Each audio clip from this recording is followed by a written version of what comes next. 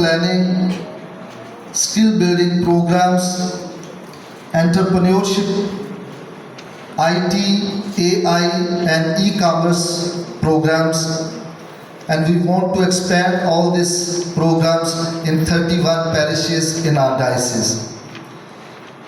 Finally, on the behalf of the Catholic Youth Ministry of the Archdiocese of Lahore, I extend my deepest gratitude to Church in Need, the entire team present here, for your unwavering collaboration and support.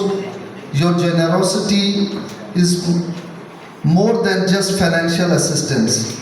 It is an investment in the future of the Church, a testament to your faith in their potential, and a reflection of Christ's love in action, working together.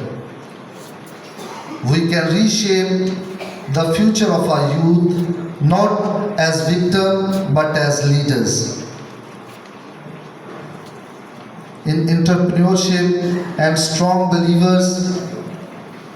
As we continue this journey together, may God bless you abundantly for being instrument of His grace, and may our mission bear even greater fruits in the years to come. We entirely thankful to you. Furthermore, I extend